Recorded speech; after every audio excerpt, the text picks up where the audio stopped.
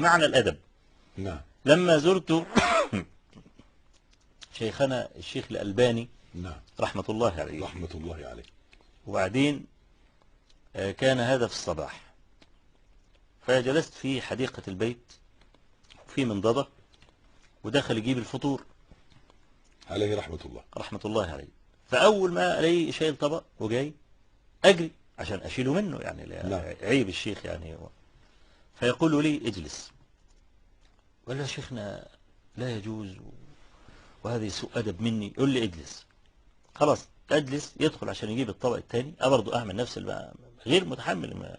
يقول لي اجلس. نصراوي أصيل. ففي المرة الثالثة نهرني وقال اجلس بصوت عالي وبقوة. فشعرت بشيء من الانكماش والاندهاش. فلما جلسنا على الفطور قال لي الامتثال هو الأدب. فجل لي معنى الاتباع. نعم. الامتثال هو الأدب. عندما أقول لك اجلس تسمع الكلام. مش الأدب انك انت ما أن تسيبنيش تفعل ما تريد تقوم تاخد أو مني، تظن لا أنه الأدب تسمع كده. لا بالضبط كده. الأدب انك تسمع. الامتثال، أنا أحفظ كلامه كان نقش على قلبي. نعم. قال الامتثال هو الأدب، بل خير من الأدب. سبحان الملك. اللي هو الامتثال. فالامتثال اللي هو الاتباع. يعني مثلا عندما أذكر، والنماذج كثيرة جدا لا يأتي عليها الحصر في مسألة الاتباع، وكيف كان أصحاب النبي صلى الله عليه وسلم يتبعون. يعني مثلا في الصحيحين من حديث سعيد بن مرجانة عن أبي هريرة رضي الله عنه قال رسول الله صلى الله عليه وسلم صلى الله عليه وسلم من أعتق شقصا أو عضوا من مؤمن أعتق الله عنه به عضوا، حتى أنه لا يعتق بالرجل الرجل وباليد اليد وبالفرج الفرج. في مسند الإمام أحمد قال علي بن الحسين وكان جالسا لسعيد بن مرجان يا سعيد أأنت سمعت أبا هريرة يحدث بهذا؟ قال نعم. قال ادعوا لي مطرفا. مطرف ده بقى عبد عنده طول بعرض. قال له أنت حر لوجه الله. سبحان الملك.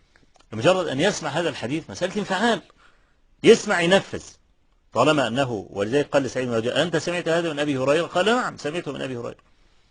في مسند الإمام أحمد من حديث علي بن زيد بن جدعان عن أنس، وعلي بن زيد فيه مقال، ولكن راوي هذا الحديث عنه حماد بن سلمة، وروايته عن علي بن زيد فيها يعني متماسكة.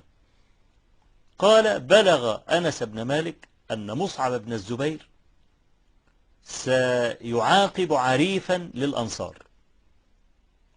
العريف موظف قصر في الوظيفة بتاعته، فمصعب الرئيس بتاعه فجايبه إيه عشان يضربه، ومعه صوت. أول ما سمع أنس بن مالك هذا خرج من بيته ودخل على مصعب وقال له ألا تحفظ فينا وصية رسول الله صلى الله عليه وسلم؟ صلى الله عليه وسلم. فقال له وما ذاك؟ قال رسول الله صلى الله عليه وسلم أحسنوا إلى محسن الأنصار وتجاوزوا عن مسيئهم. فحينئذ رمى مصعب السوط من يده وألزق خده بالأرض وقال أمر رسول الله صلى الله عليه وسلم على الرأس والعين. صلى الله عليه وسلم. كما ده يعني كونه يلزق خده بالأرض دي عاطفة. هو كان ممكن يقول خلاص عفوت عنه، لكن هذه عاطفة عنده يعبر بها كما قيل لملك بن مغول. غير اللي يقول يا شيخنا أعرض الحديث على عقلي إن قبلوا قبلت وإن ردوا رددته. هذا سوس الاتباع. هذا السوس الذي ينخر في الاتباع. لأننا برضو المسألة لأنها تحتاج برضو إلى تفصيل آخر ولا يصلح فيها الإجمال.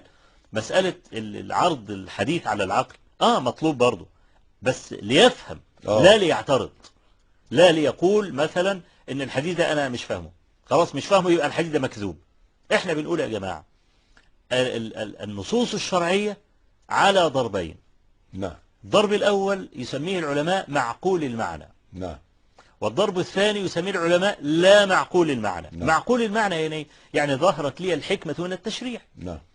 خلاص صار معناه معقولا عندي، قال صلى الله عليه وسلم كنت نهيتكم عن زيارة القبور فزوروها لأنها تذكر بالآخرة. خلاص أصلا معقولا عندي. خلاص ده أغلب نصوص الشريعة. في طائفة من النصوص ابتلي العبد بها، تعبيد العقل. انت بالضبط كده، يسمع ويطيع ولا يقول لك لا لازم أفهم. يعني مثلا من أشهر ما يذكر في هذا حديث تقبيل عمر بن الخطاب للحجر. قال والله إني لأعلم أنك حجر لا تنفع ولا تضر، ولولا أني رأيت رسول الله صلى الله عليه وسلم يقبلك ما قبلت.